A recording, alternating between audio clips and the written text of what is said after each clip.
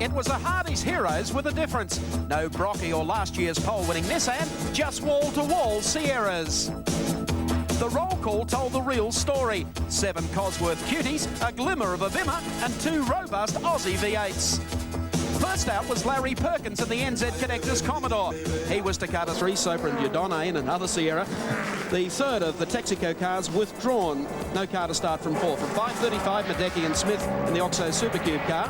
Position number 6, Cicotto Brancatelli in the BMW. Grice and Percy, position number 7 in a Commodore. Perkins and Hulme, also in a Commodore, position number 8. Crichton O'Brien, the first of the Dick Johnson Sierras, position number 9. And Dickie himself in position number 10.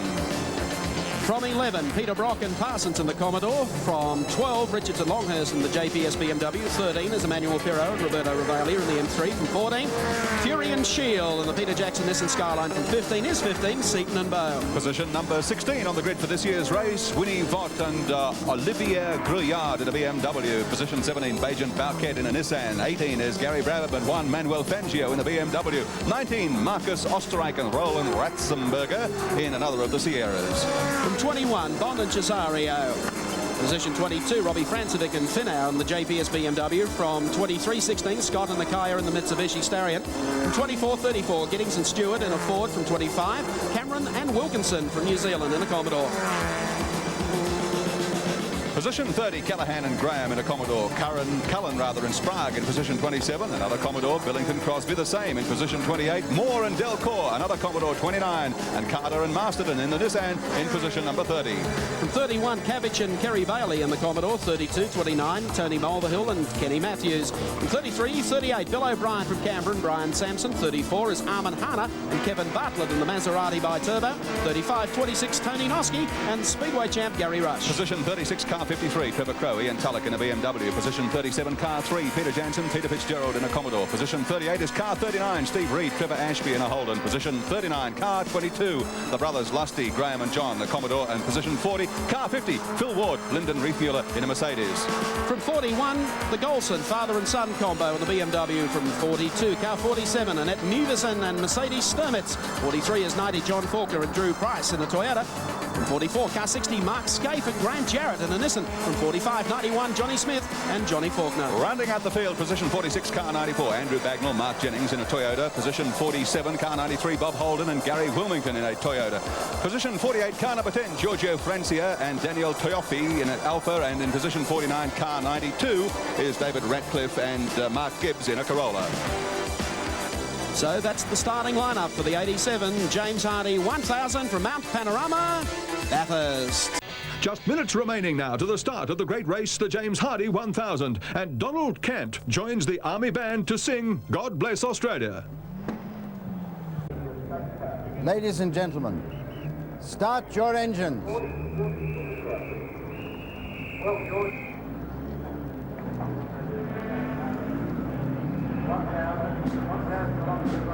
And the engines start and the balloons head towards rather cloudy skies here today at Mount Panorama Bathurst as we prepare for the 87 James Hardy 1000. Balloon is about to go up indeed, and the pace of this race in the opening laps is just going to be frightening, I think is the right word.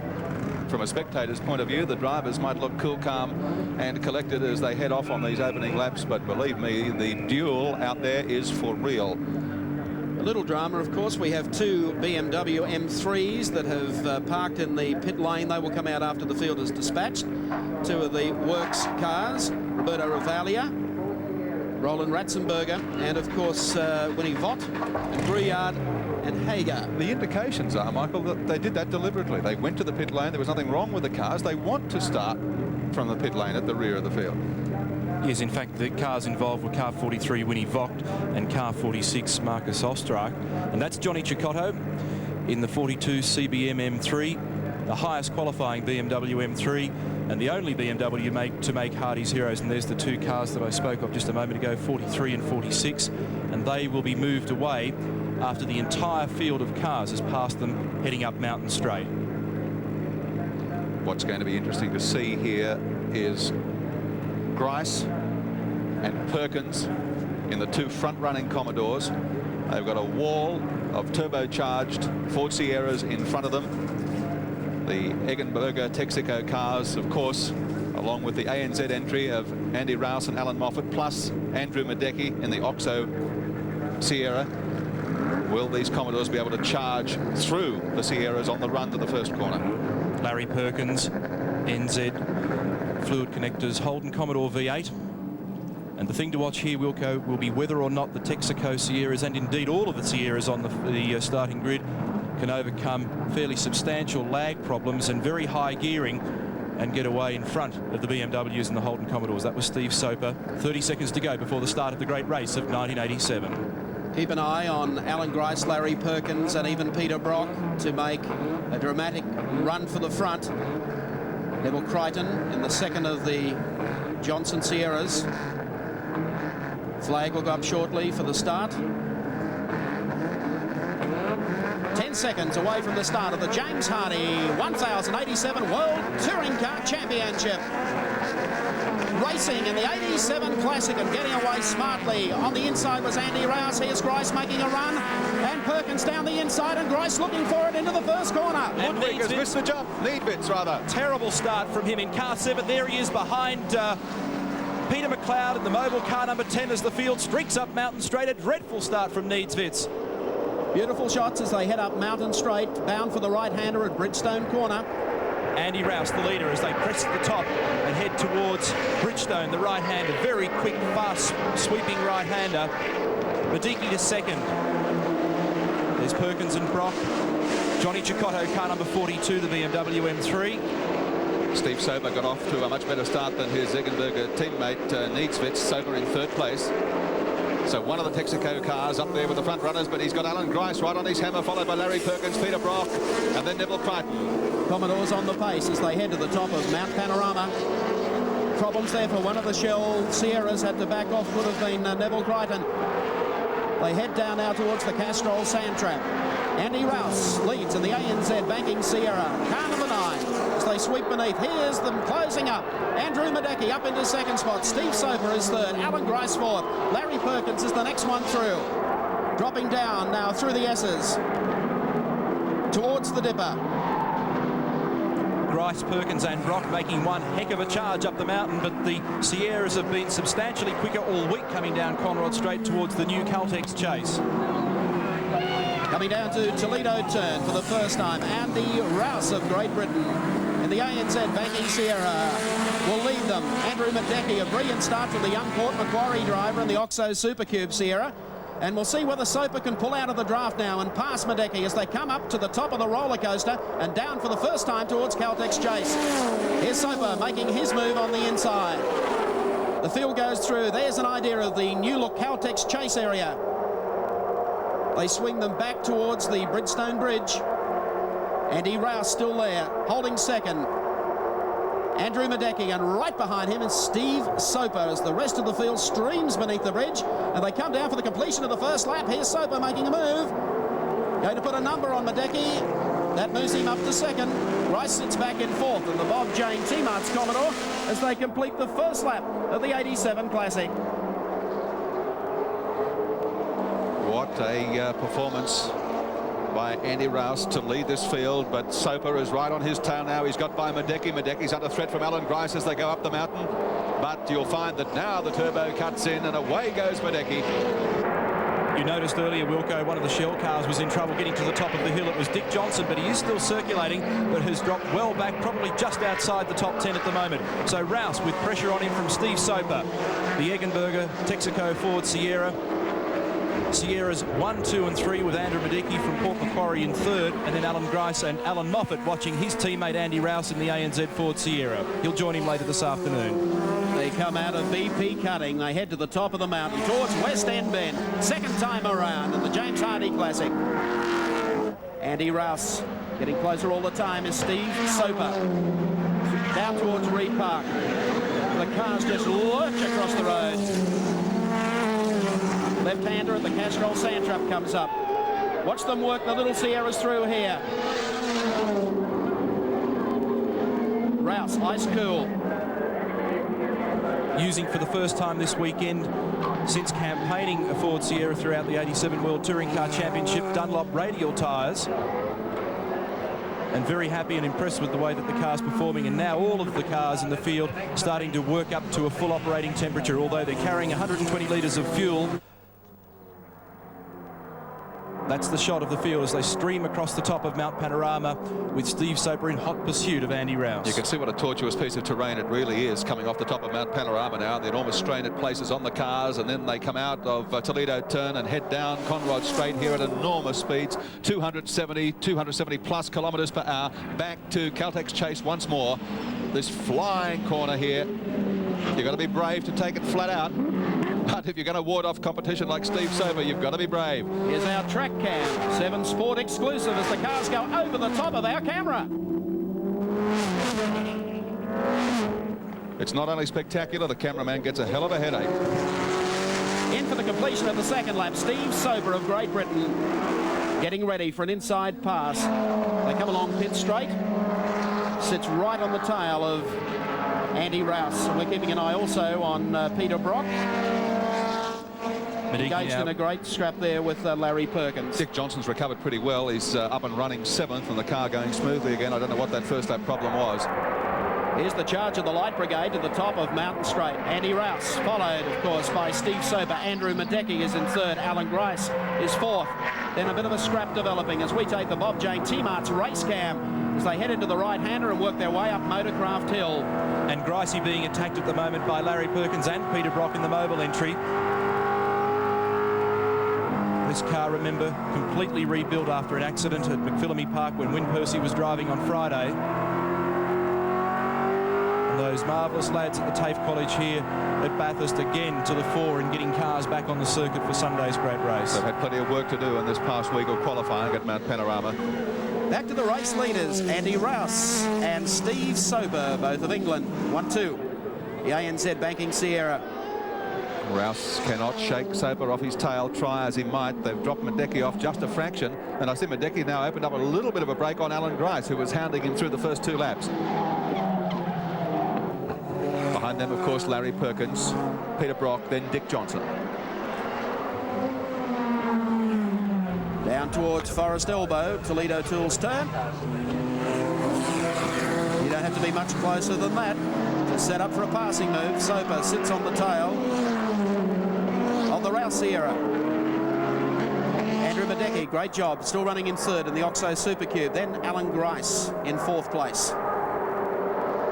This is where the cars run down to the right-hand kink at Caltex. Just watch them move around on the racetrack with the bumps.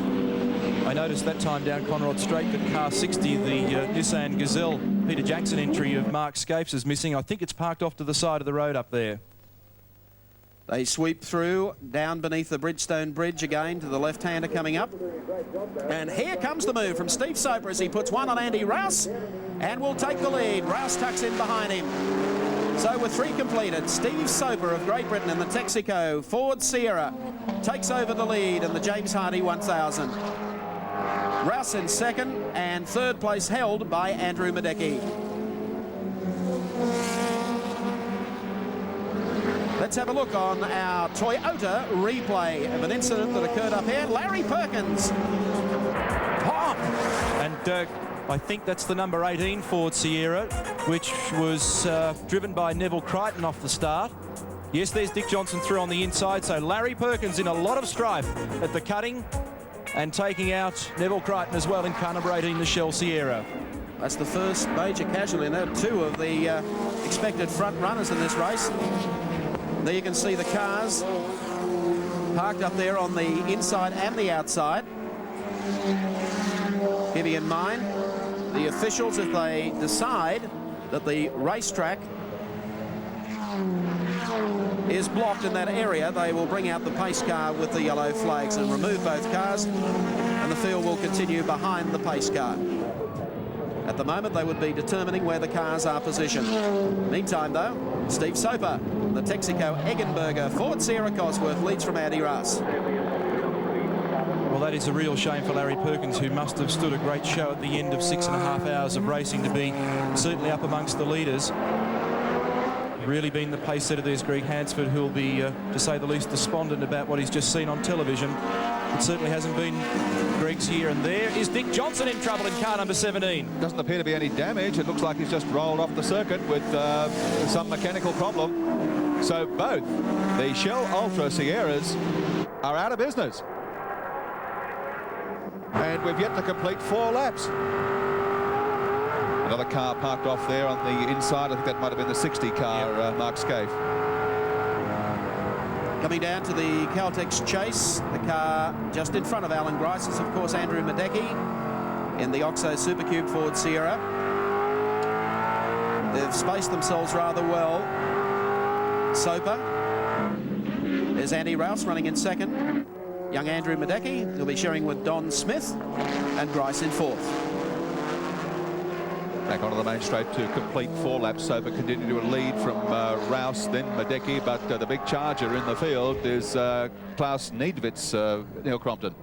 Yes, indeed. He fell as far back as 14th, according to my lap chart, and has now come up to 7th place after that dreadful start. I mean, he really did bog the...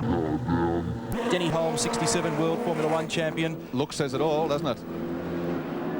Totally disgusted with what he's seen at the top of the hill. A 2-minute 23.07 that time through for Steve Soper. So they are flying when one considers the amount of weight they're carrying with a full load of fuel, 120 litres. And there's the Bob Jane T-Mart's race cam from Alan Grice's car in 4th position and closing on Andrew Madecki in the Oxo Ford Sierra. Peter McLeod, car 10. Under threat from car 40 there. It's the Emmanuel Hero BMW.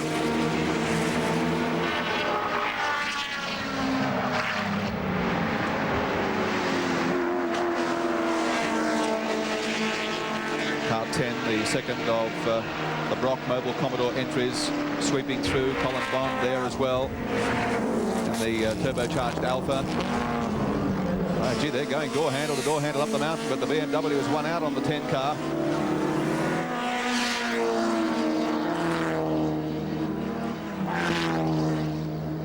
Peter McLeod at the wheel of the second Brock entry.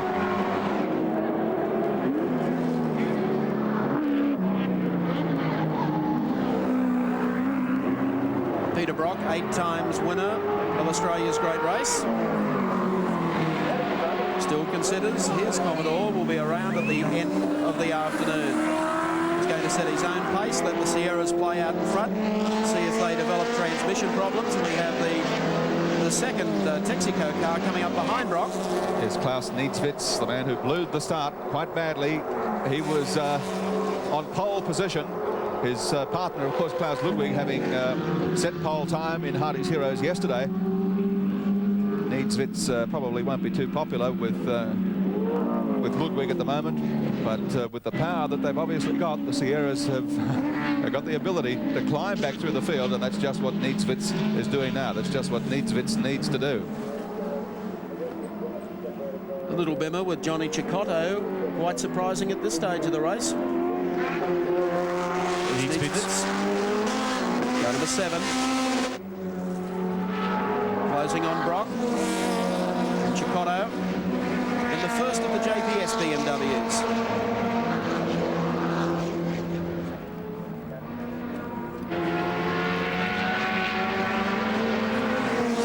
Heading up Mountain Straight. Cars that have really dominated World Touring Car Championship this year. Isn't that a sensational shot? And the gap between these two cars at the moment is 1.6 seconds and ever closing. Cicotto behind in the CBM BMW M3. And he's got pressure on him at the moment from Jim Richards in the JPS BMW. Niedwitz, of course, was scheduled to compete in the James Hardy 1000 last year, but in the weeks leading up to the race was involved in an accident in which he suffered a broken leg. So he had to wait till 87 to make his first run here at Mount Panorama, and he's doing it exceedingly well after missing the jump. As in the background there, Dickie Johnson on the long walk back to the pits. There's Brock going through. Niedwitz is the next one. This is what the crowd on the hill have come to see. Holden versus Ford. Brock versus anybody. Action aplenty. here at Mount Panorama. We've seen Larry Perkins and Neville Crichton already on the second lap only of the race in the cutting, coming together and putting each other out of business. And here's another incident, the number 1 car, the Maserati, with Armin Hana at the wheel at Caltex Chase, off the circuit, backwards and into the dirt. No major damage, it would seem, except that it's cost him a lot of time and many, many places in the field. That Toyota replay of Armin Hana hitting the sand trap at Caltex Chase. Number 7, Neeswitz, working his way past Peter Brock. So it's looking like a Sierra benefit at the moment in the early laps. That's what we all expected. BMW 46 that started from the pit lane, of course, that we mentioned earlier. Now up to position 24 after the pit lane start, and their 43 car now to 29. Brock then with a time of just over 25, 2:25, which he'd be pretty comfortable with. In 6th place, the order Soper from Rouse, Medicki, Grice, then Neeswitz, and then Peter Brock.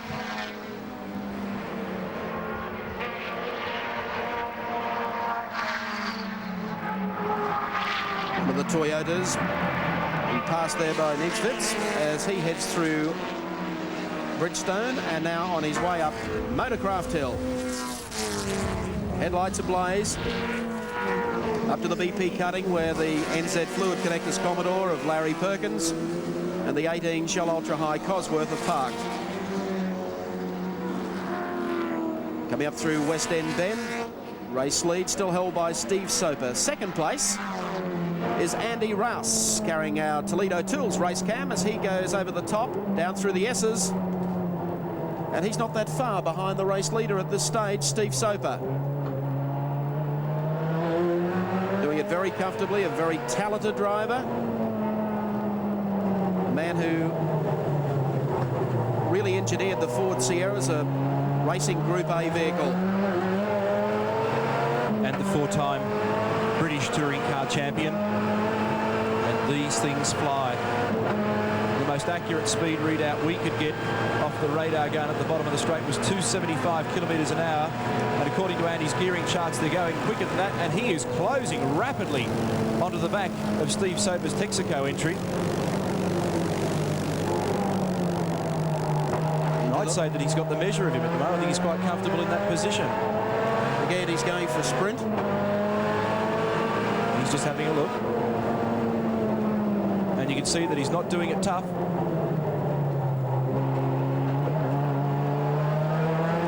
Comes out beneath the Hardy Bridge. This is the ANZ Banking Sierra, supported by DDB Needham. And of course Continental, the car that we expect to see remain in Australia for Alan Moffat to campaign next year. Well, Soper is worried because he's now starting to drive defensively. Notice that time when he went through Hell Corner, he moved a car and a half, maybe 2 car widths off the conventional and quick racing line, and he's trying to cover all the time because here comes Andy Rouse.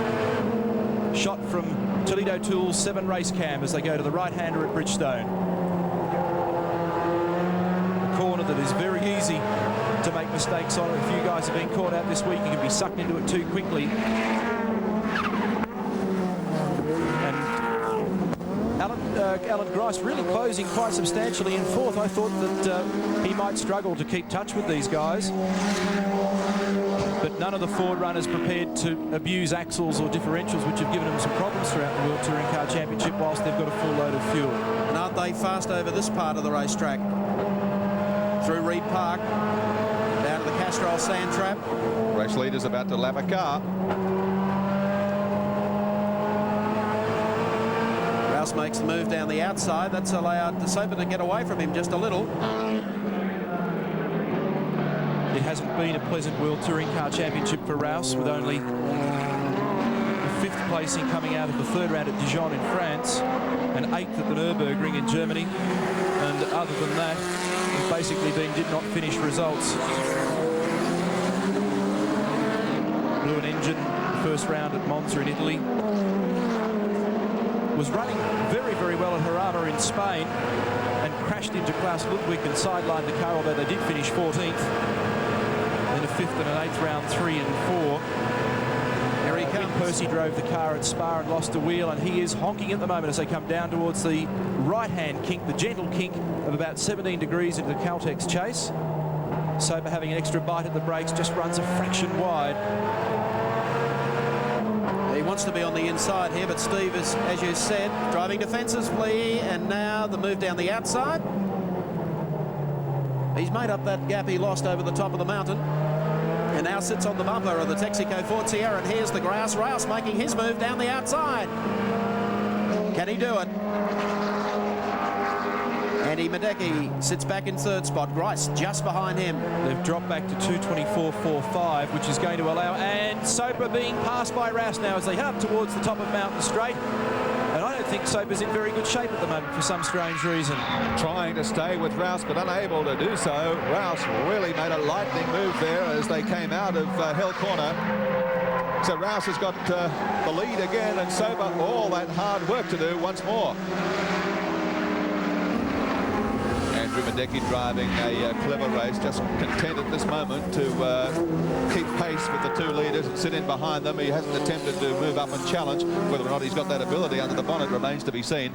But he's got to keep his eyes on the rearview mirror because Grice is looming large. Both of these drivers will be mindful of their last World Touring Car Championship drive at Silverstone only a few weeks back, when they were both front runners and they were both sidelined with driveline problems. And that is the key area, the Achilles heel, if you like, that might let these cars down. And that's certainly what the BMW and Commodore runners are banking on for later this afternoon.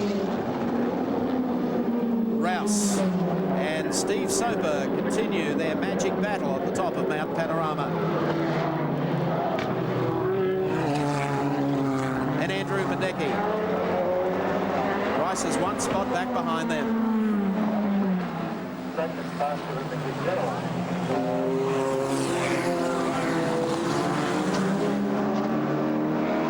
John Smith being passed there in the Toyota Team Corolla, about to be assaulted by Alan Grice as they rush beneath GIO and down towards the Caltex Chase. A little bit of air under the car as they come over the hump, but nothing like we used to have on the old Conrod Straight. And by and large, the majority of the drivers very satisfied with the changes in the track. Andy Rouse over our track cam. Heads down to beneath the Bridgestone Bridge. Headlights ablaze. There's Alan Grice staying in touch with them as they come down to the left-hander. That will bring them back along pit straight here at Mount Panorama. So after setting the pace in the early days of practice here, Andy Rouse is looking good. Let's check the placings at the moment on the Castrol scoreboard. Steve Soper trailing the Moffat Rouse car. Then Andrew Madecki in third place. Alan Grice runs in fourth. Then, of course, Klaus Niedzwitz in fifth spot. Sixth held by Peter Brock. Seventh by Johnny Cicotto. Eighth from Jim Richards. Ninth, Glenn Seaton and John Bowen sitting right behind him. Teammate George Fury and Terry Shield.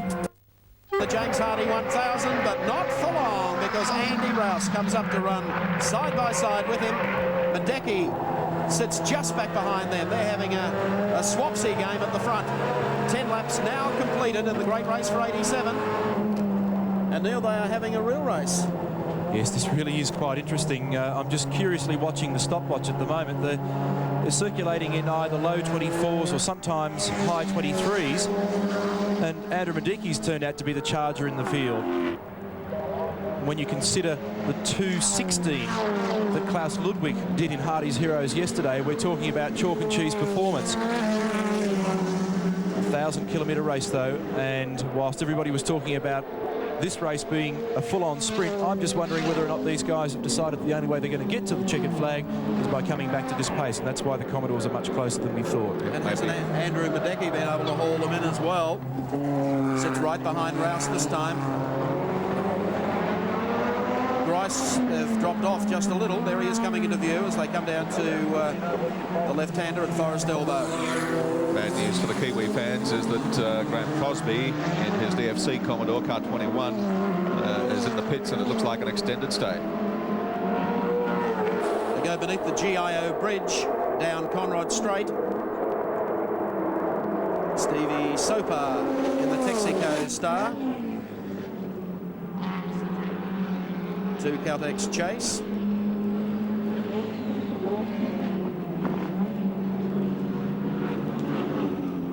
very comfortably.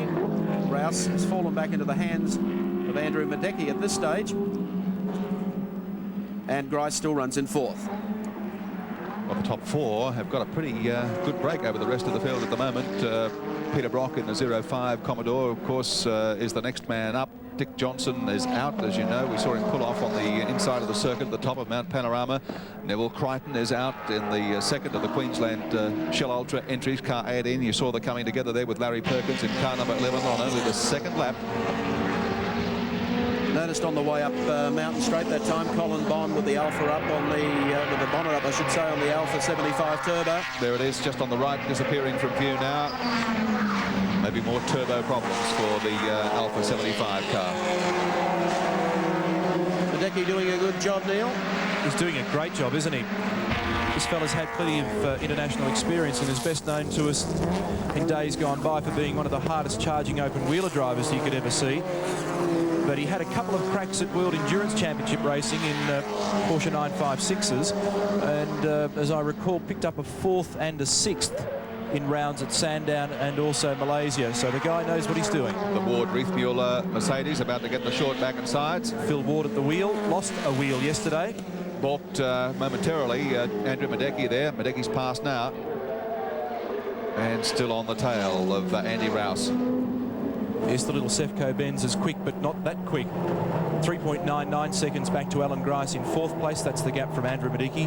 And this is the view from Toledo Tools race cam as we watch Andy Rouse hard at work in the ANZ Sierra, chasing Steve Soper as they seesaw for the lead in the great race of 87.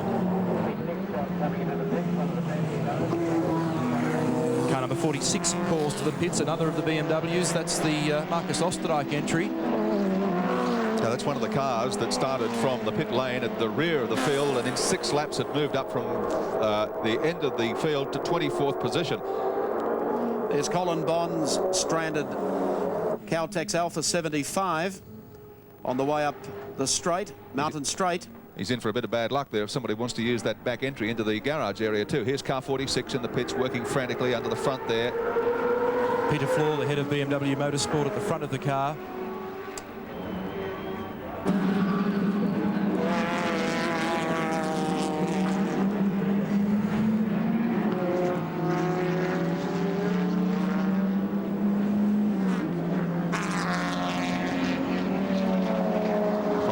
Finish line again, and Madecki is close. Look at him right now on the leading pair.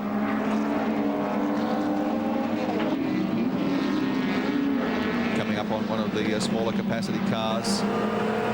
Looked like the Alpha 33, the one that was brought out specially from Italy for the race.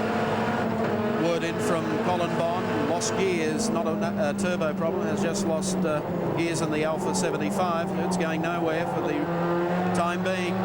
Makes an unwelcome change, doesn't it?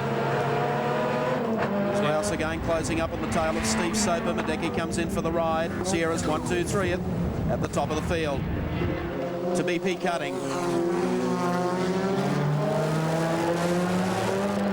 This really is turning into a sensational scrap. 3 Ford Sierras. Steve Soper, the leader. Andy Rouse in 2nd place, Andrew Madecki in 3rd. So 2 Englishmen followed by an Australian. The sensational thing is, of course, that Rouse is, I guess, basically seen as the poor privateer compared to Rudy Eggenberger's Texaco team. He wants to beat the Eggenberger cars. To say nothing of what Andrew Madecki would like to do to the 2 of them. They have very strong factory support in Europe. Well, I know one man that'll be very happy is the car owner, Don Smith, who was unfortunate enough to roll the car. Oh, and Andy gets a little out of shape coming into Forest Elbow. He unfortunately rolled the car at the prelude to this race, the Castrol 500, a couple of weeks back at Sandown. They were very hopeful of putting in a strong showing, and they're really delivering today. Notice how much all of these cars walk around down the straight. Well, it's a pretty stiff breeze too, blowing straight across the track. It's a really strong westerly. In fact, I think weather's going to be a very grave concern for team managers and drivers before the day is over. The breeze is forecast to move from the west, a fairly strong but mild breeze at the moment, with heavy overcast. Around to the southwest, expected to get heavier, expected to get colder, and possible rain. Incidentally, the Marcus Osterreich BMW has rejoined the race. I guess we should point out too that if those conditions do prevail as the day progresses, that's good turbo weather. Perfect. Turbos do not want the heat. They are inclined to be a little fragile under the best of circumstances. One of the other points of interest, I think, in this battle, Wilco, is the tyre battle, because the lead driver here, Steve Soper, is using Pirelli radial tyres, whereas Andy Rouse is using Dunlop radial tyres. And I would believe that Andrew Madiki is also on Dunlop at the moment.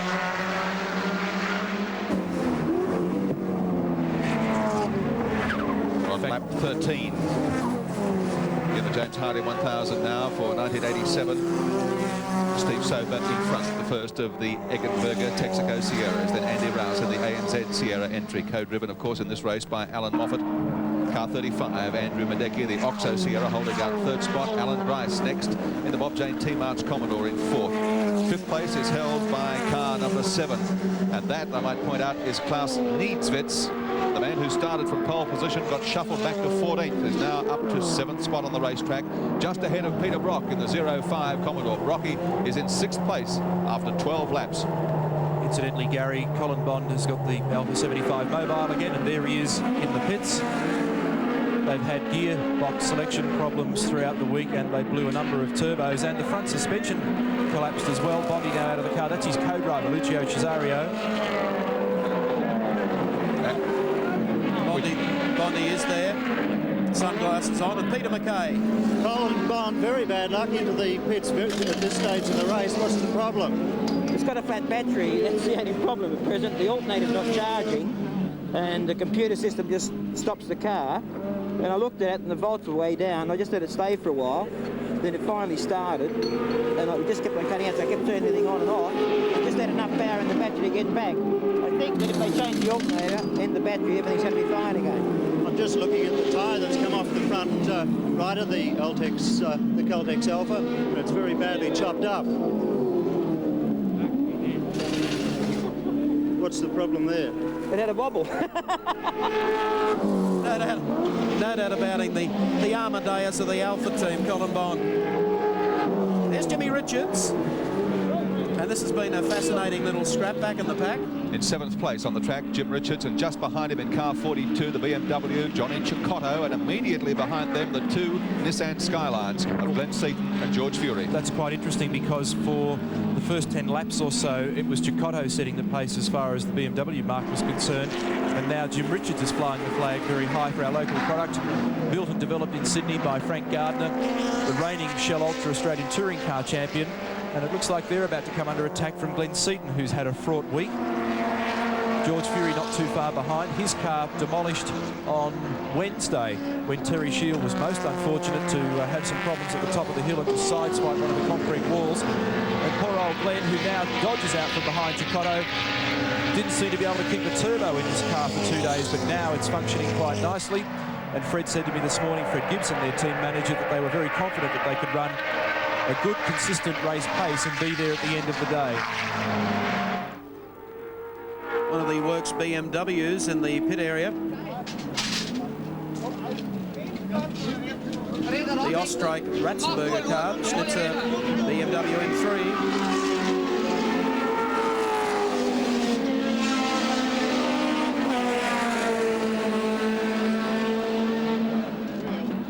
Car 40 was in 13th place on the track.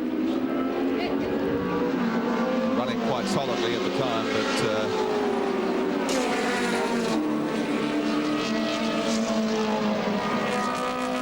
Richard Hayes down there. What's happening, Rich? Rich, the problem with the car at the moment is, Michael, that they've brought the car in with a misfire. Now, it's not been a good day for the Works BMW team so far. The 46 car came in earlier on, which is the car that was repaired after it was written off by the TAFE guys. The TAFE guys repaired it. It came in there with bodywork, rubbing on the wheels. The wheel arches had to be hammered out, which is a problem they had before the start of the race as well. This car's come in. It's got some damage on it as well, but it's also come in with a misfire. That's the problem here at the moment. You might have wondered why the little Nissan Gazelle stopped earlier on. Apparently it was overheating. Now, perhaps Neil Crompton could explain to me why you should stop a car that was overheating and not bring it straight back to the pits. I don't don't know. I've never stopped. He drives them until they stop. Incidentally, that car was being driven by Emanuele Pirro. And look now as Glenn Seaton really charges through. Our BP race cam showing some graphic shots. That's Phil Ward in the Sefco Benz on the inside. And Seaton having a real battle on his hands at the moment with Jim Richards. He must have been crying. There's some water on the lens of our race cam. It's crying. That's our BP race cam that will ride with Glenn Seaton throughout the day in the number 15 car. Chicotto in the middle of a Nissan sandwich at the moment. See if George Fury can make a move on the Venezuelan as they head up Mountain Straight this time. 12 months ago, of course, the Nissans would have been here trying to set the pace. But I think Neil has already remarked that Freddie Gibson is running to a different pace here today. He's running to the pace just to finish. 15, Glenn Seaton now moves to 8th, George Fury to 9th. You've just seen that happen as Johnny Chicotto now goes back to 10th. And how appropriate coming up to BP Cutting. We'll see what sort of pressure Glenn Seaton can put on Jimmy Richards. The little M3 is amazingly fast over the top of the mountain. Isn't it incredible how performance changes so quickly in this game? Last year it was Gary Scott who was the pace there in Hardy's Heroes. He did a time of 2:17. This year on a new track with 40 extra metres, we have a Texaco Ford Sierra that's done a 2:16. And it was supposed to add 4.5 seconds to lap times. Glenn Seaton is a man very hard at work at the moment, uses every centimetre of the available road at the top. This is Skyline. Driver has no idea of what's to come in the right-hander as he crests the brow. Down through the dipper, and look at the nimble M3 through there. Jim Richards, a master at work, getting the car through there very quickly. Only about 960 kilograms. 2.3 litre fuel-injected 4-cylinder engine being chased by turbocharged Nissan, and handling and brakes are the BMW's forte. Now on lap number 16, the Maserati by Turbo is about to get the bypass here from Jimmy Richards and Glenn Seaton. This is where Seaton closes on Jimmy Richards down to Caltech's Chase, the right-hand king. Now cross to the left-hander. He can get himself well sorted here. Jim's having to drive offline a little to try and round up Armin, the 1985 James Hardy winner, who then drove with Tom Walkinshaw, and now Richards swaps to the inside. Armin's a professional. He knows he doesn't want to hold up a good race. He's got a perfect score at Bathurst, although I think that'll fall away this weekend. He won the Group A class in 1984 at its instigation in the Mobile Rover. Picked up a victory the following year in the Jaguar. And look at George Fury in car number 30 trying to find a way through on the inside of his teammate. So rapidly becoming a four-way battle with Richards at the head of the pack, then Seaton, then Fury, who's making a charge, and Chicotto behind them. Seaton again, right behind the Australian champ Jimmy Richards. The two of them fought out a magnificent battle for the Shell Ultra Australian Touring Car title this year. So the BP Teamsters, Glenn Seaton and George Fury. This is quite a freight train as they head to the top of BP Cutting. Through the wreckage there of the Perkins and Neville Crichton cars.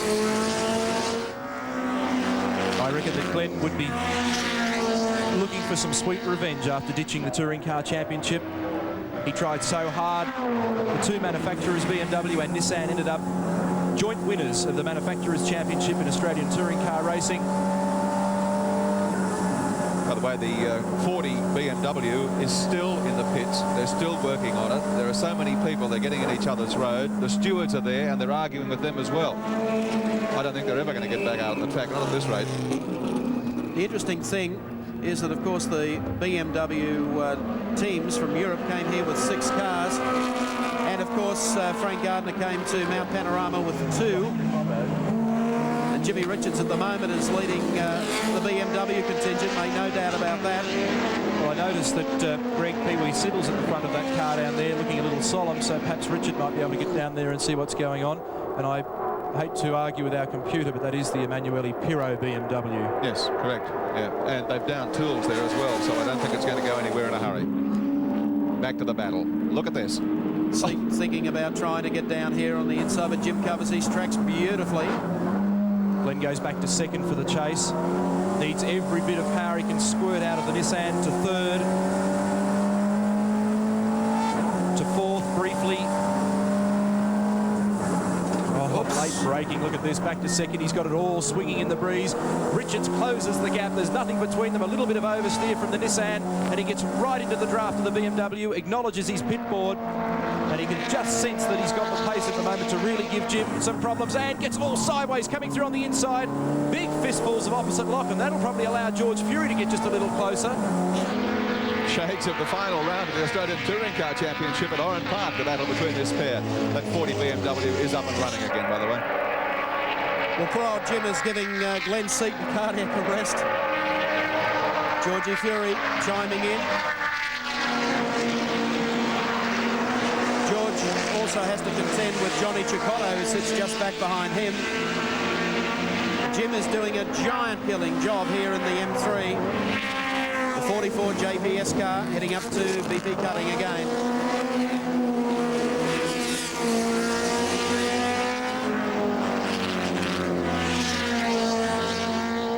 George Fury has traditionally been one of the unluckiest drivers at Mount Panorama.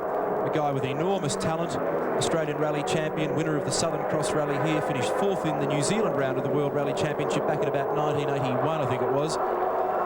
Twice the runner-up in the Australian Touring Car Championship, but when he's come to Bathurst, apart from that brilliant lap in Hardy's Heroes back in 1984, luck has deserted him. Look at him stream across the top, nose to tail. Four outstanding drivers. Richard, Seaton, Fury, and Cicotto, of course, no introduction, former world motorcycle champion. Both 500 and 750cc categories, and I think 350s as well. Yes, you're right, Wilco. Sorry, I was just looking at my notes as always. Well, I was looking at you for confirmation. You're the mine of information around here. Don't know about that. 75, I think it was World 350 champion. He was the runner-up once in the 500 class, and he also picked up the World 750 as well. Did a stint in Formula One with Tolman before he severely broke his legs. Oh, gee, did you see? He picked that wheel up.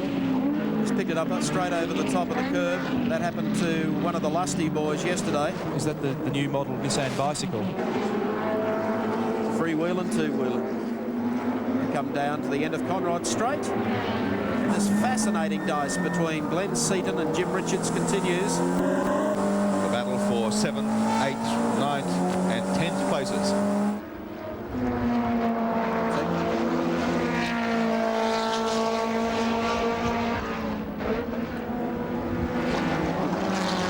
Sweep out on the approach to Mountain Straight again. We'll see whether or not Seaton, if he can make a run at Richards.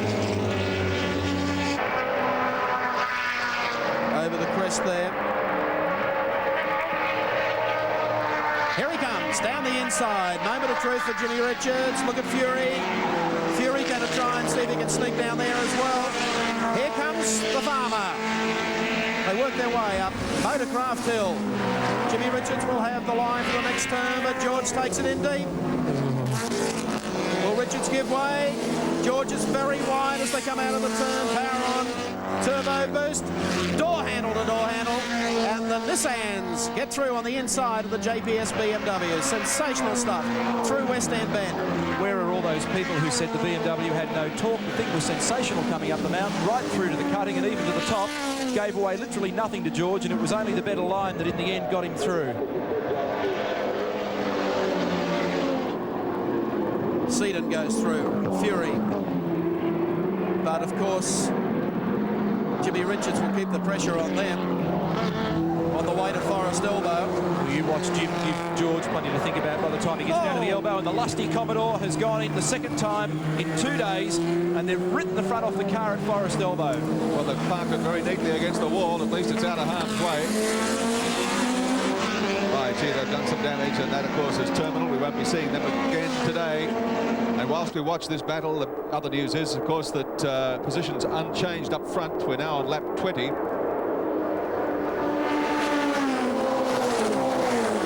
It's all happening in the James Hardy for 1987. Here comes Seaton down on the inside. of the Team Toyota. George keeps the pressure on, sits right in behind young Glenn. They go beneath the Bridgestone Bridge. Heading down to the left-hander.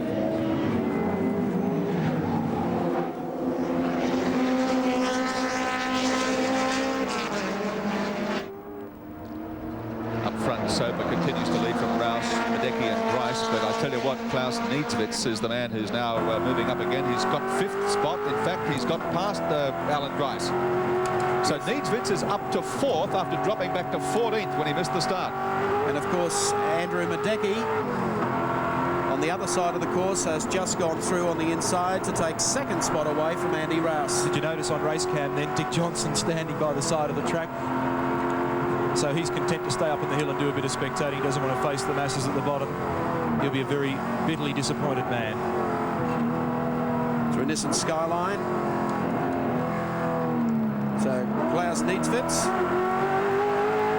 has Gricey behind him. Gricey setting a solid pace, hanging in there.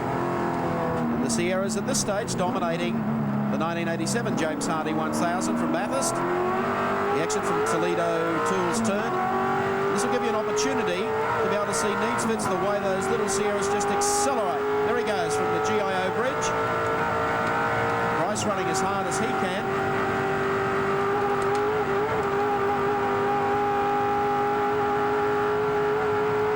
Down to the right-hander. That illustrates rather graphically the straight line speed of the little Ford Sierra. Grice through there. He's up there with the Commodore. One fellow who was not out there with the Commodore is Larry Perkins. Started so well, he has returned to the pits.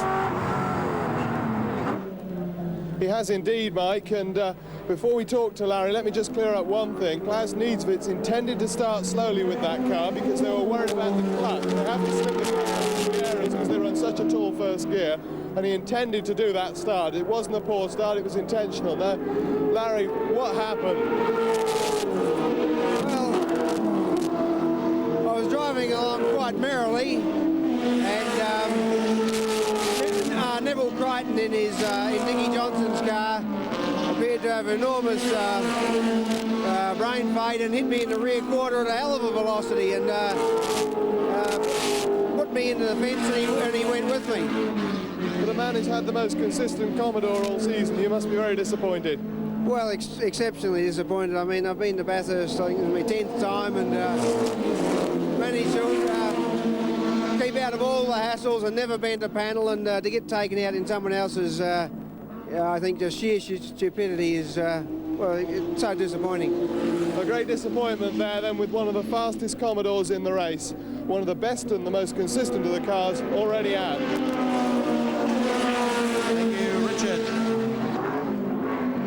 Well, this is a very interesting battle because we have Andrew Madecki closing on the back of our race leader at the moment, Steve Soper, coming up onto the back of the Giddings Stewart Oxo Sierra. Don't be confused, he's about to be 1 lap down, and Madecki is a car and a half length behind, and Colin Bond, the meat in the sandwich in the Caltex Alpha.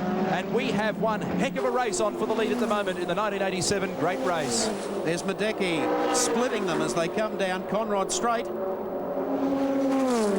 He was all over the back of Steve Soper as they crested the top of the mountain last time. That little hold-up at Forest Elbow has cost him dearly, though, in time. Andy Rouse has dropped back into 3rd. I'll just get the split for you next time through. Soper, Madecki, 1-2, Rouse in 3rd, then Niedzwitz in the first of the Eggenberger Texaco cars. That's the man we're watching.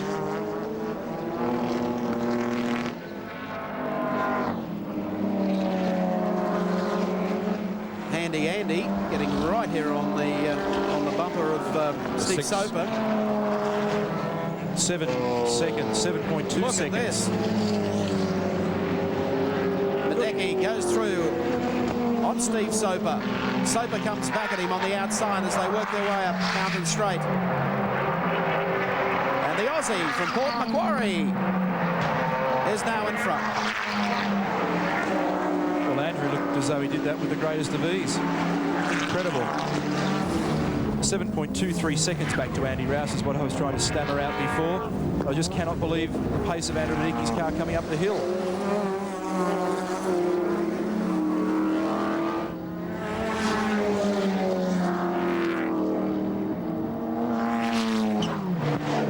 through West End Bend. He's looking good out there, Neil.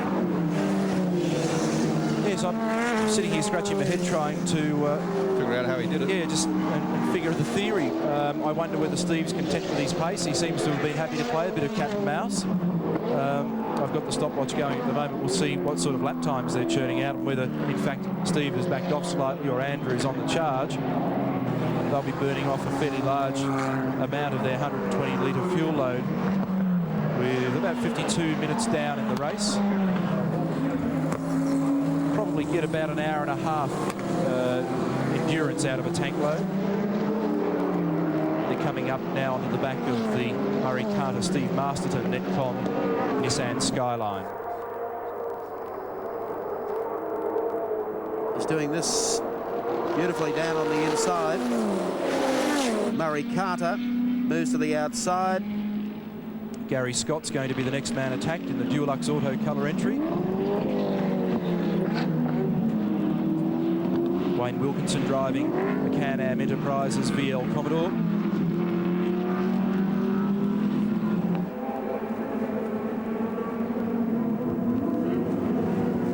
To the end of Conrod Straight. Andrew Madecki. And is he looking good out there in the Oxo Super Cube Ford Sierra. Steve Soper still in second spot. They've got away now from Andy Rouse in the ANZ Sierra. Rouse is now 10 seconds behind. One guy who we caught early on our Toyota replay. This is the lusty Commodore getting out of shape, and her runch. Up she goes. Down it comes. It has not been the week for the Lusties. The car had a monumental lose here yesterday on the approach to the Caltex sand trap. The TAFE boys have worked throughout the night to have it back on the track this morning, and it has gone out in most spectacular circumstances.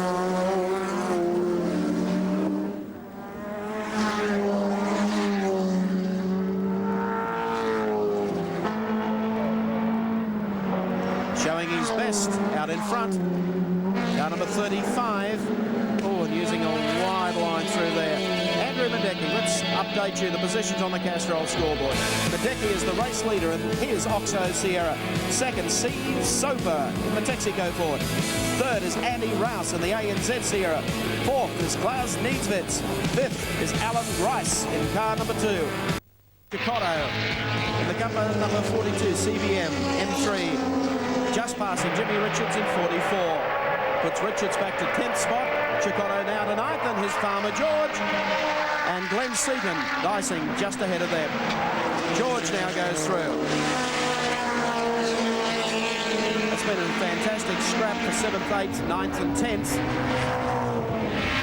Just as up front, the scrap between Andrew Madecki and Steve Soper continues, with Soper taking the lead back in the last half lap. They're still running very, very tight indeed. While all that's going on, I note with interest that Alan Grice's pit crew are readying themselves for what looks to be a stop. Makes me think that Gricey went out on very soft rubber to impress early on. Oh, George using every little skerrick of road on that occasion.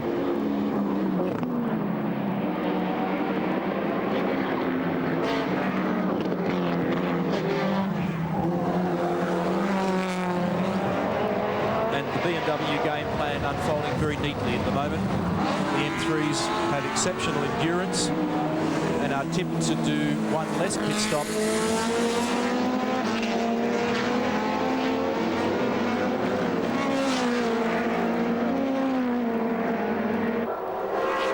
The difficult thing with the Nissan Skylines is keeping them planted firmly on the ground, as you can notice, without the use of aerodynamic aids such as the BMW M3 has, or even the Commodore. These cars really jump around. Oh, look at the back of Glenn's car that time. Whoop, all over the place. I think Glenn was all that happy about that as we take those pictures from the BP race cam in Glenn Seaton's car. As he heads down.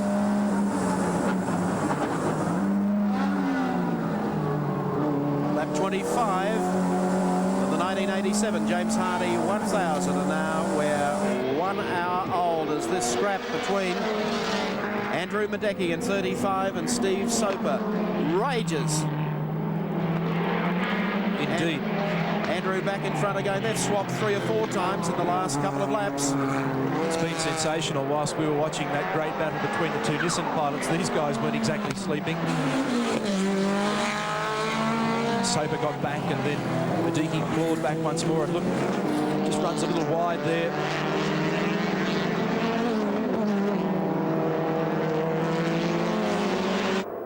Soper in the draft now of car 35.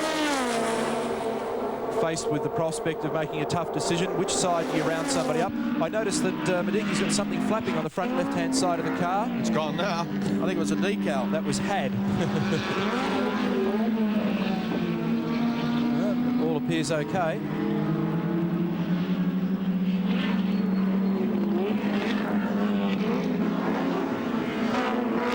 See what sort of lap times they're delivering. Meanwhile, Warren Cullen rushes to the pits in the Duo Gold Commodore. Gary Sprague gets in, Cullen out. So they've only survived exactly 60 minutes of racing before they required 120 litres of fuel and 4 more slick tyres. Andrew Madecki, Steve Soper behind the wheel of those 2 leading cars as they come up Mountain Straight once more. Long and lean, Andrew Madecki. Steve Soper, they're both about the same age, both about 35 years of age, but Soper looks more like 19. Very, very youthful, and belies those looks because he is fast and he is aggressive. Been here to Bathurst, of course, previously, and was immediately on the pace, and he's certainly on the pace at the moment as he chases Madecki across the top of the mountain.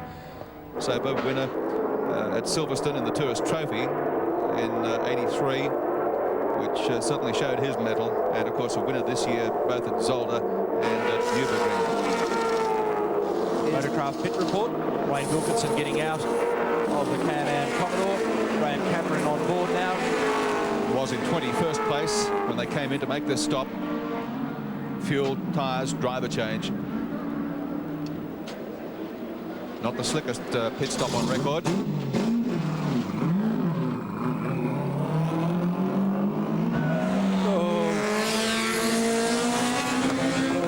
One of the BMWs really out of shape, getting down to Forest Elbow as the leaders approach.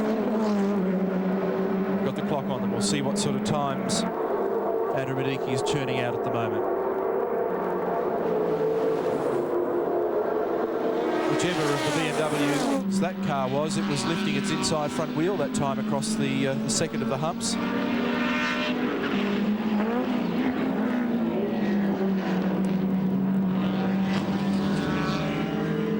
Looked as though it may have been Winnie Vogt. Soper opting for the inside here. Will the traffic work out in his favour? It doesn't. Madecki held up quite substantially by car 43. And now Soper has the opportunity on the inside once again. That time through it was a 2:23, but Soper comes back under brakes. Very, very strong. He can thank Vogt for that. Madecki will be cursing. So their times have remained pretty consistent for about the last 60 minutes. Consistently fast as these two go hammer and tong up front. Car 24, one of the NZ Nissans in the pits, was in 15th place. That's Kent Bagent getting out of the car and closing the door. Or is it? In fact, it's Graham Bowkent. Yeah, Graham Bowkent started in that car, and it doesn't look like Kent Bagent is going to get a drive, at least not in the immediate future. Let's go to the pits and to Richard Hay.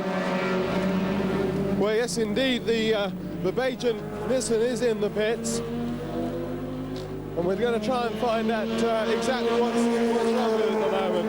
The bonnet is up on the car. The bonnet is up on the car, and they're wheeling it away, so it looks as though it could well be fairly terminal. All the timing gears being moved out the way, as you can probably see, to allow the car into the garage.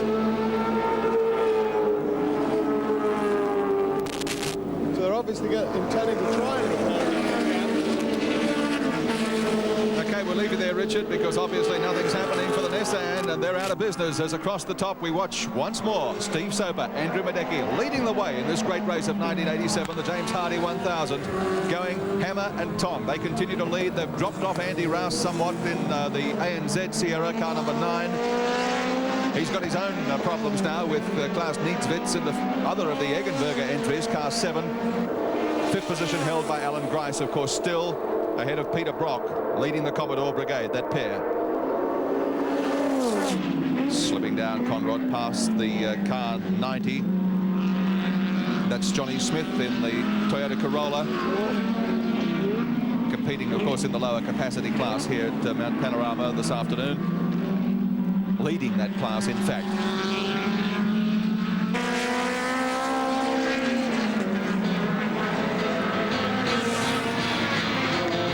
That's the way they are as they come round over the start-finish line. Steve Soper continues to lead for Ford Sierra from Andrew Madecki in the Oxo car in 2nd place. Klaus Ludwig is now up to 3rd place, rather. Klaus Niedwitz in the 2nd Eggenberger entry, ahead of Andy Rouse in the number 9 ANZ Sierra. Alan Grice in 5th spot.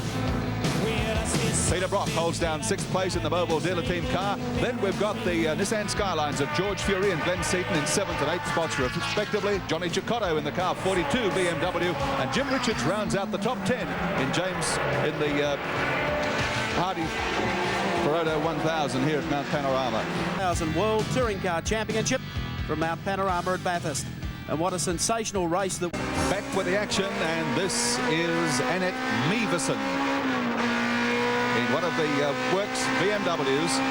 The all-girl crew, of course. Annette Meverson partnering Mercedes Sturmich, the former Miss Austria, in this car, car 47.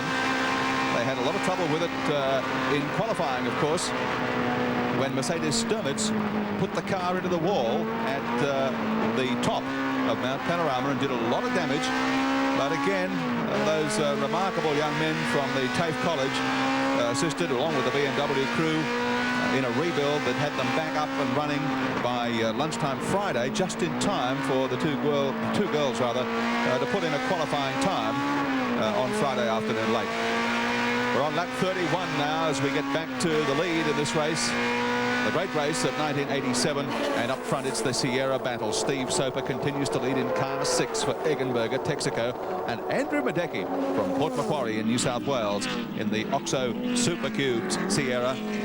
Really has done a splendid job. These two have just been dicing for the lead almost from the word go. Of course, Rouse was in there initially, took the lead away briefly from Soper, as you've just seen on our Toyota highlights for the first hour. But these two now have got away from Rouse in the number 9 ANZ entry. And look at this as Madecki closes up through the bottom of Conrad at Murray's Corner.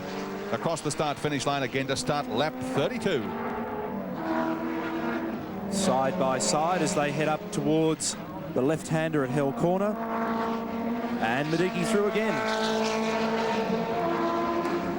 Coming up onto the back of Peter McLeod in the number 10 Mobile Commodore. I'd point out as we're on lap 32 that we'll be seeing more activity in the pits very shortly. The Eggenberger cars are expected to pit between laps 35 and 37, so we're about maybe 10 minutes away from that. Robbie Francevic expected in also in a couple of laps, and the Nissans at around lap 40, so keep our eyes out for those. And at this time, renowned British motor racing authority Neville Hay joins our commentary for the James Hardy 1000. Good to have you with us again, Neville. Yes, thank you, Wilco. Interesting situation rising, I think, with these pit stops, because somebody's going to have to make a decision in a minute or two who goes in place of Steve Soper.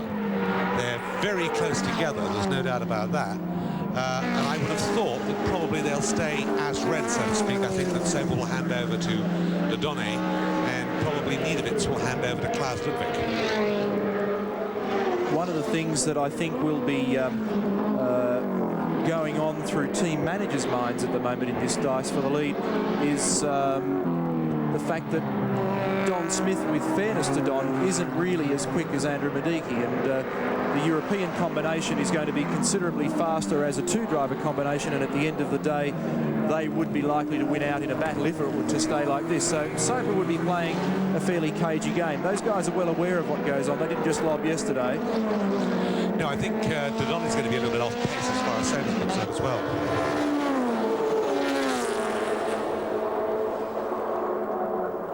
Andrew Mediki, 37 years of age. We've said a number of times from Port Macquarie, and best known to us for his great drives in open wheel racing. First in the 79 Malaysian Grand Prix. And I think his most outstanding performance was in the World Sports Car Championship, where he picked up a 4th and a 6th. And there goes Andy Rouse. We'll come back to Andy Mediki, because he is battling at the moment with Alan Grice. When I say there he goes, I think it's more a case of here comes Alan Grice than there goes Andy Rouse. So true.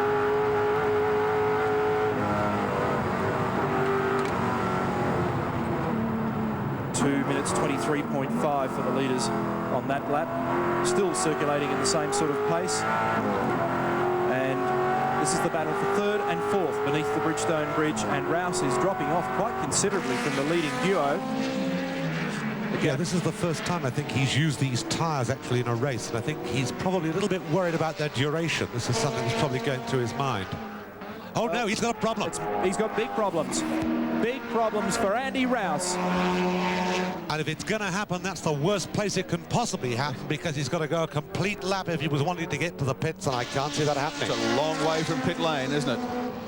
Well, Grice gets a free ride through there to move up 1 notch in the James Hardy 1000.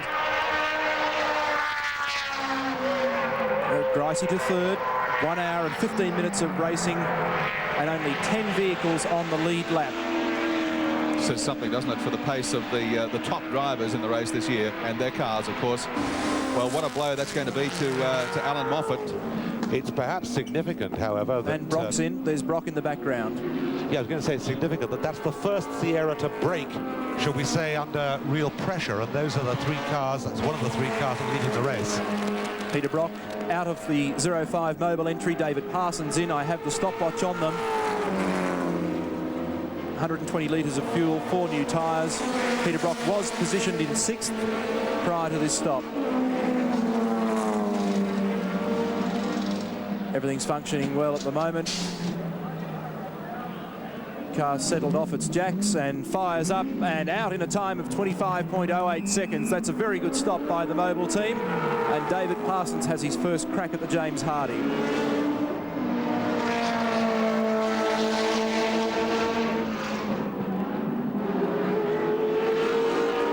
Well, Brock's done a good job in the opening stanza, talking with Chief Mechanic George Smith. Yeah, well, there was no way, and he knew it, that he was going to be able to run with the pace at the front of the field. And look, there's the ANZ Continental Airlines Sierra of Alan Moffat and Andy Rouse. And, well, Alan Moffat will be down in the pit and he'll be seeing this picture and hanging his head in disappointment. David Parsons rejoins the race in 11th position. Skip's just coming to terms with fresh rubber and a full load of gas at the moment, just getting into the rhythm. It takes a while to get the mind working as well as the motor car. And of course the action down there in the pits is soon going to be coming thick and fast, with scheduled stops coming up, of course, for the other Sierras.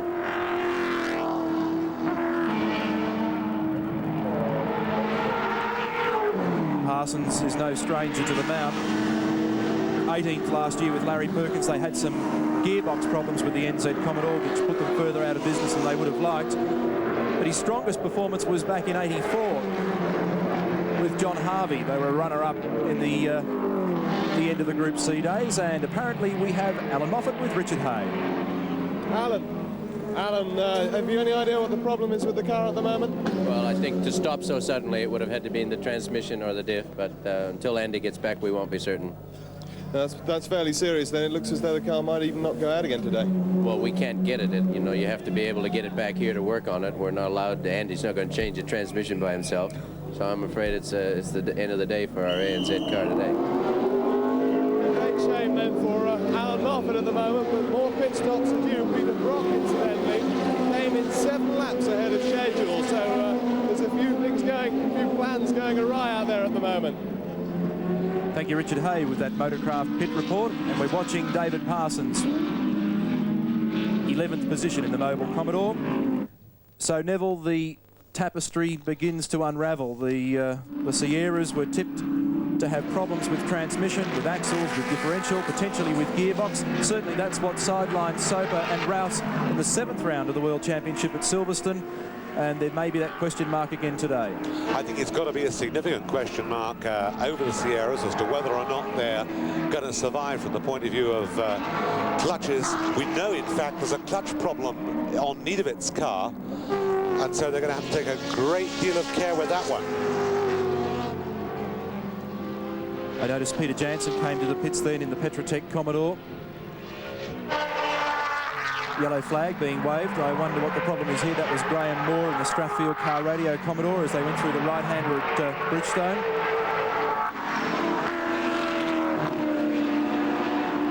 Oh, yes. And that's Gary Sprague in Warren Cullen's Super Salvage Duo Gold Commodore.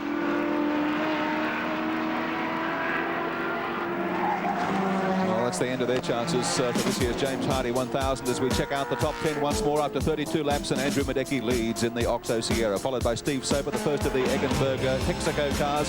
Third position, the next of the Eggenberger cars with Klaus Niedewitz at the wheel, then Alan Grice in the first of the Commodore entries, followed by George Fury. The Moffat Rouse car, of course, has disappeared since then, as we saw. Peter Brock holds down 6th position now, 1 lap down.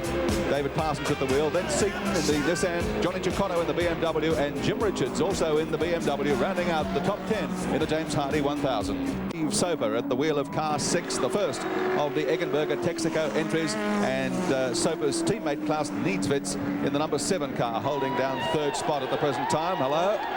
Looks like one of the Commodores smoking profusely. Must be Peter Brock. Yep, it's the Parsons car. Peter Brock, Parsons car. Parsons at the wheel, of course, only having just got in the vehicle. And that looks pretty terminal to me. When you get that sort of smoke, you know that something inside is doing what it ought to. The second Brock entry, the 10 car, is also in the pits at the moment. Peter McLeod getting out of the car and handing over to John Crook. That has happened on lap number 35 when Peter Brock, David Parsons were running 9th on the road. There's Bev Brock. Really hasn't been a great weekend for them so far, although the car is still trying to limp its way down Conrod straight towards the pits. And small correction there, they didn't change drivers in the 10 car. Peter McLeod is still at the wheel. Correct. GIO Bridge as the team await the arrival of the boss.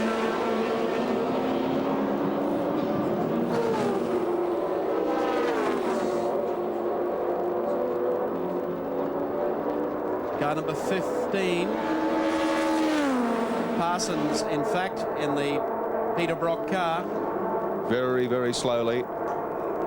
And a very, very quick pit stop for Glenn Seaton, who was running, as I recall, 5th on the road. And I think I've just seen the leader also make his stop. Yes, here we are. 35, Andrew Madecki in the pits, the race leader. And also Steve Soper is in. So the 2 top cars in the pits simultaneously. So this is going to be a battle in the pits between the 2 teams. Let's go. Here's Peter McKay. Great to see an Australian car up there at the head of the race. How's it going? Okay? No problems at all. We've just had the alternator light come on, so I'm hoping that's not too serious. So if everything else is doing it comfortably, cars are good, brakes are good, engine's running good. Thanks, folks.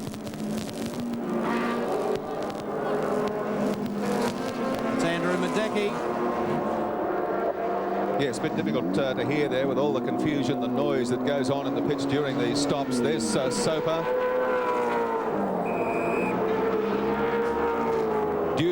Pierre Dieudonné now in the car. Soper handing over to him. And more drama as Peter Brock comes in, 05. A 05 car, I mean, of Peter Brock's. David Parsons at the wheel, had only taken over, and the crew are onto it very quickly indeed. Not a good sign, though, for Peter Brock.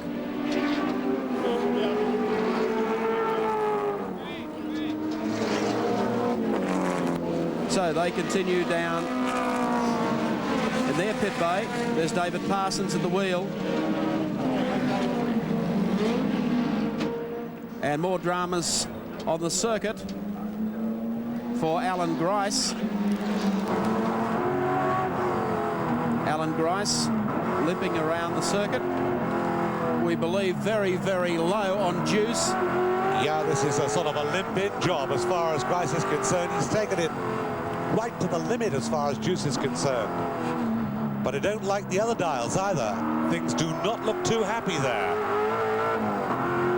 Grice is having a good look himself at the moment. Alan Grice, what's happening in there? Looks like some kind of diff or maybe gearbox problems for Alan Grice. He's taking it very easy as he heads down towards the pits. He's got problems. Peter Brock, by the way, or David Parsons, I should say, in the Peter Brock 05 car, is in and out of the pits, back on the racetrack. Of course, Soper and Madecki are both back out. And Grice is unbuckling his seatbelts. He's on his way in, quite obviously. He doesn't want to talk about it right now, and I can't say I could blame him. And 05, by the way, didn't go back onto the track. They pushed it around the back of the pit lane. So out of business for Peter Brock. Yeah, gearbox and diff on that car, looking a bit empty. Here he comes, and Richard Hay standing by there to call the action. Take it away, Dick. When Percy is standing right alongside the car, dives into it.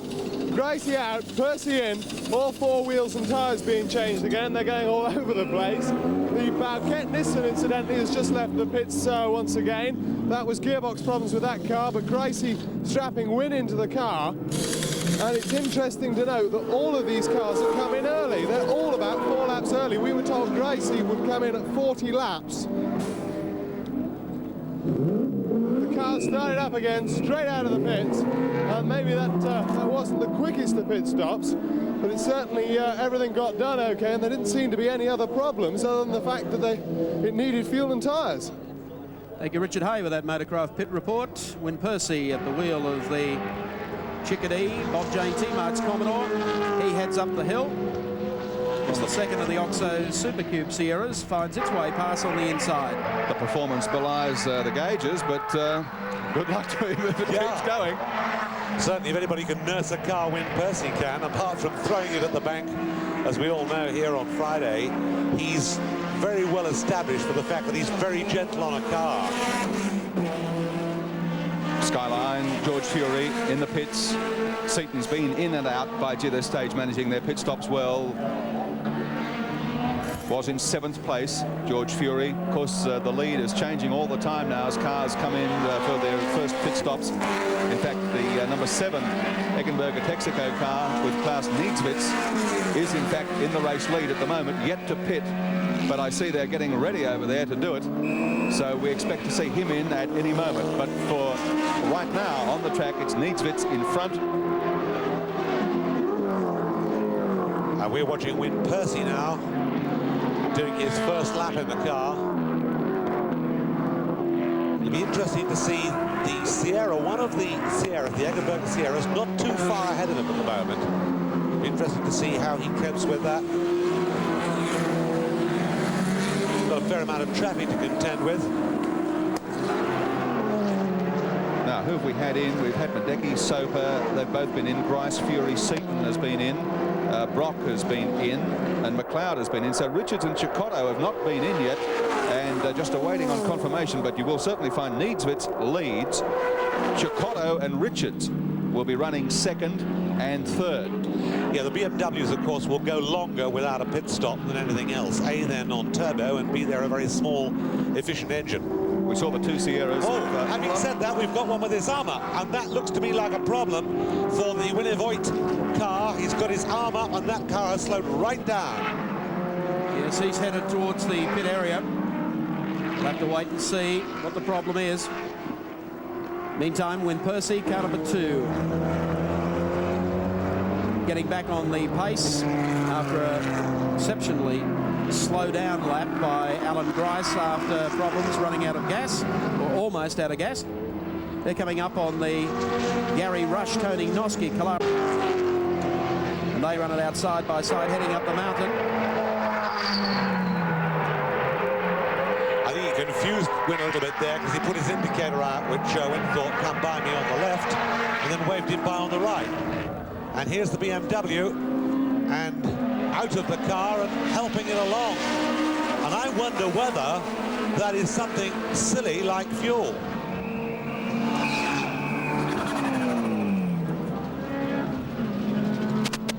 Scooting it up to the pits.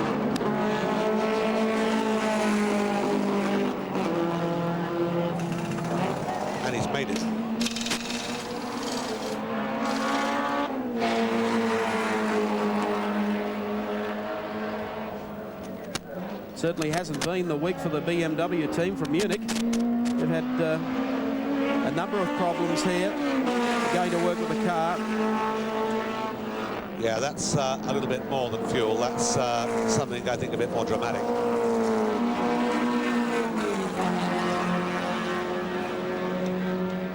There's the race leader, has just pulled up in the pit area. That's Klaus Niedzwitz.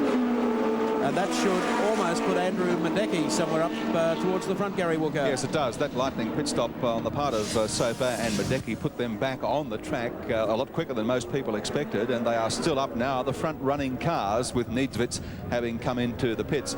Grice also, despite his slowdown lap, is still well-placed, followed by Chicotto, Richards, Fury, Seaton, and Francevic. Robbie Francevic, in the second of the BMW cars, has now come up into the top 10, along with Juan Manuel Fangio in the BMW. So we're picking those other cars up as we, at the moment, concentrate on the lead changes and the outright contenders heading to the pits for their stops. Car number 7 underway quickly. That was a very quick stop by the Rudi Eggenberger team. And this is the Hardy's Heroes winner, the man who set the fastest time in qualifying for this year's race, Klaus Ludwig, as we see another incident here at the Hill corner. Round and round goes car 32. The Warren Cullen, Gary Sprague entry. It's really been in the wars. In the wars today. I want to know who helped him, and I think Andy Rouse is down there in the pits and has finally made it back there, so it'll be interesting to know just what happened to that car. It might be an idea as to what's going to happen to the other Sierras, perhaps.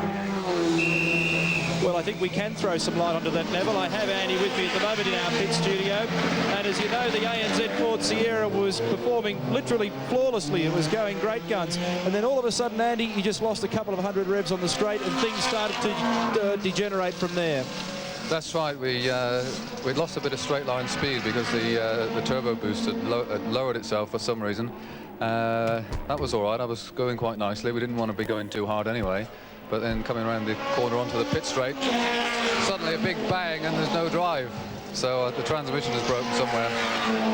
It's always been a worry for us, that particular thing, and this track's very hard on the transmission, a lot of low gear work and over bumps, and I'm afraid it's taken its toll.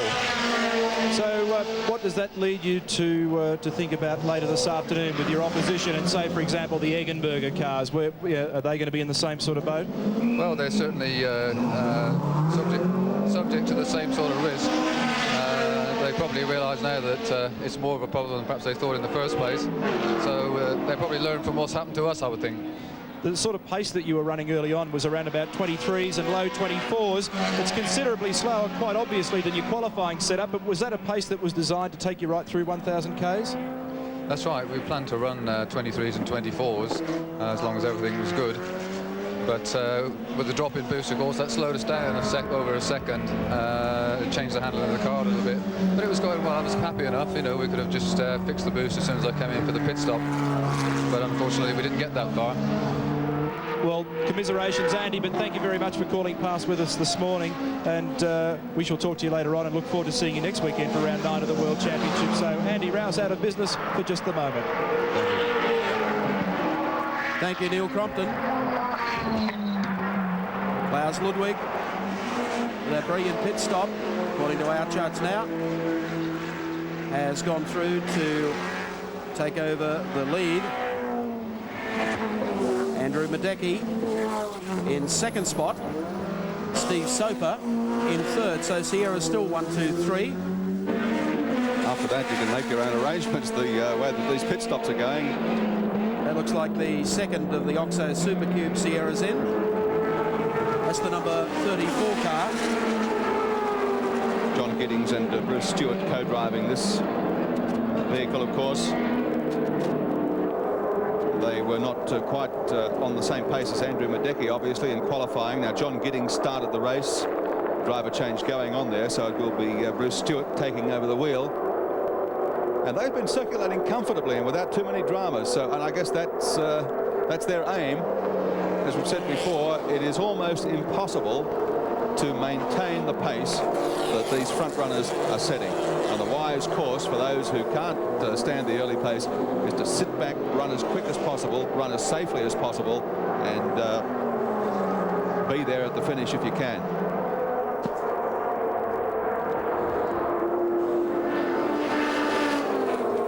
Well, down the straight comes the Ford.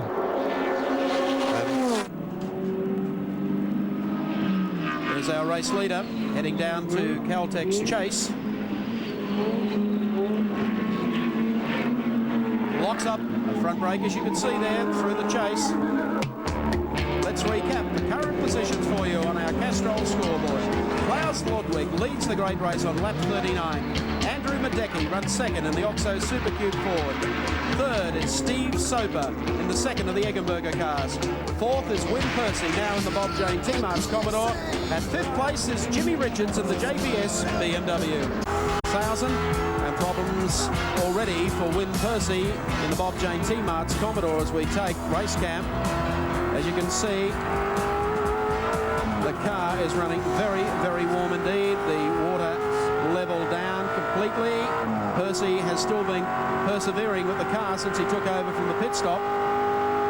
And as we recap for you, going into the last break, Klaus Ludwig continues to lead the 87 great race. Andrew Madecki in the Oxo Supercube car is second. Steve Soper is third in the second of the Eggenberger cars.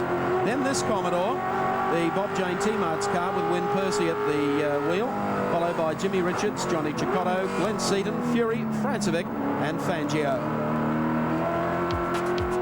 On our Toyota replay for you, this incident at the top of the hill with one of the BMWs, number 42. Johnny Cicotto having an anxious moment as he tapped a slower car. It held him up momentarily. He's back out on the racetrack at the moment. In fact, there he is on screen making his way up Motorcraft Hill. No harm done, at least panel damage, but it wouldn't have done the tyres much good. Wouldn't have done his pride any good either, knowing Johnny. He doesn't very often throw it at the bank. They'd be about due for a pit stop anyway for new rubber and fuel, I guess. They'd go on a bit longer because they'll have one stop less than the Fords and they will actually spread them out a little bit. And this is where, of course, the BMW strength is going to come. And we've got a lot of wind around here at the moment, and although we've got some black clouds, I don't think there's any likelihood of it raining. But if it did happen, of course, their pit stops being a little bit different, they'd be delighted they could get on the wet tyres quick.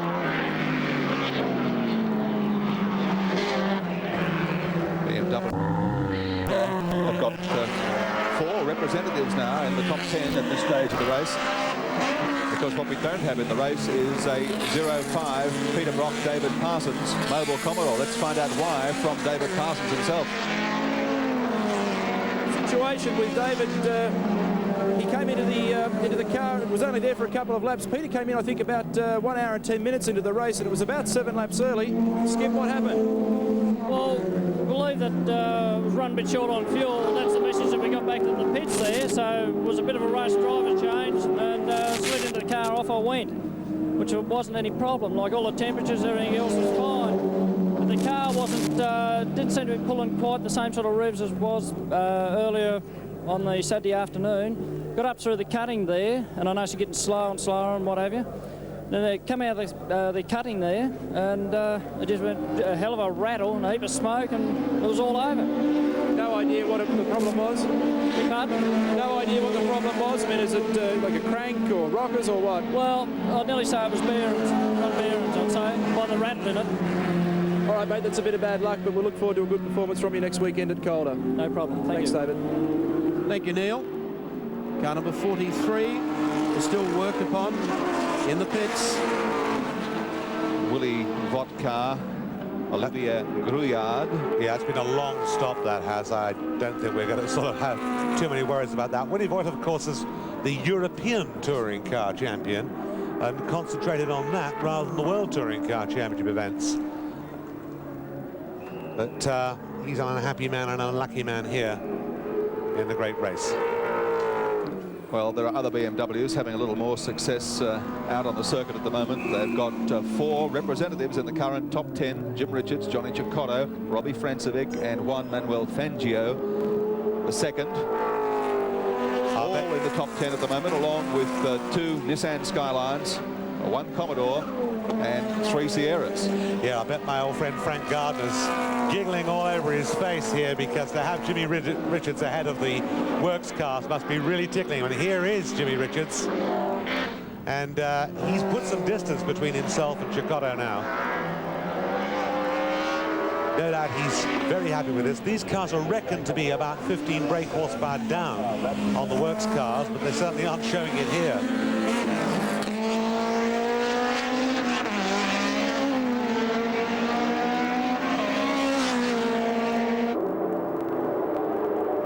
Jimmy Richards having a great scrap in this race, running 5th on the road. One of Australia's and formerly New Zealand's most experienced and talented race car drivers, a real pro.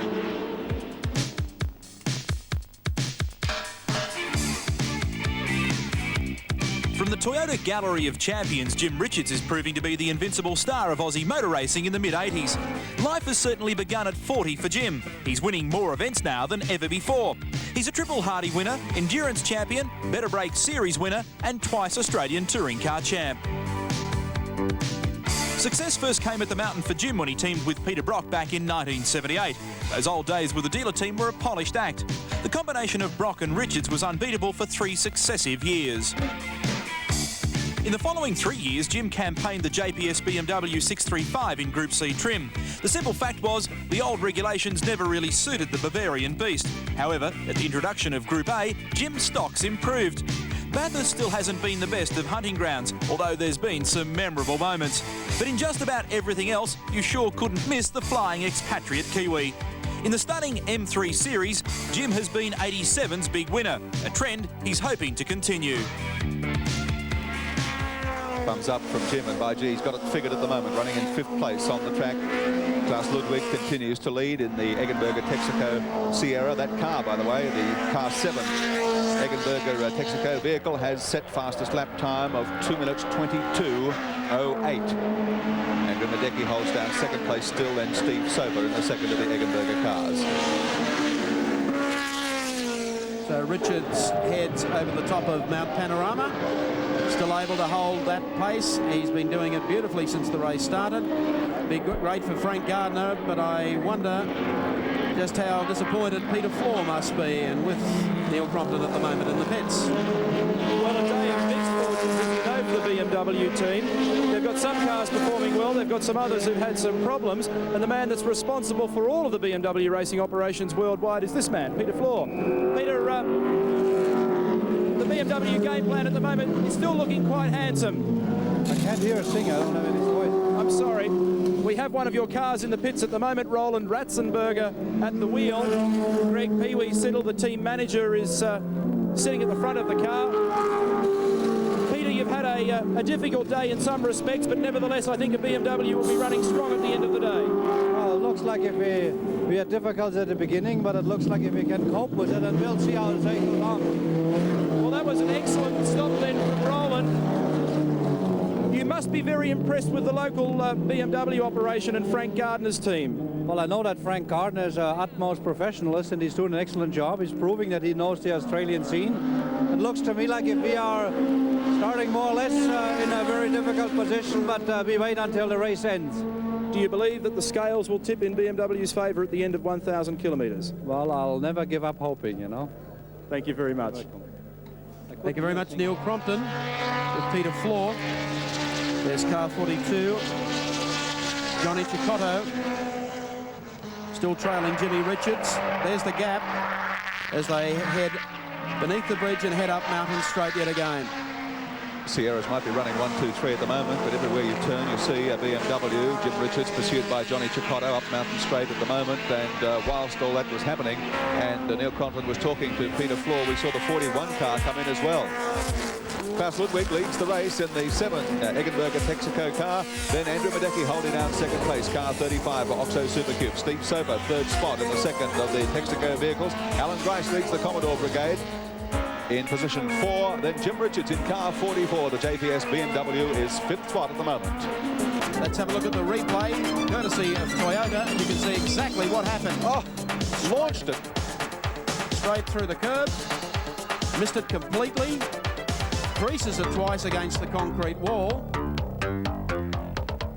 And the car is now out, and for the first time in the James Hardy Classic, a pace car comes onto the circuit. And the pace car will now wait until the race leader forms up behind.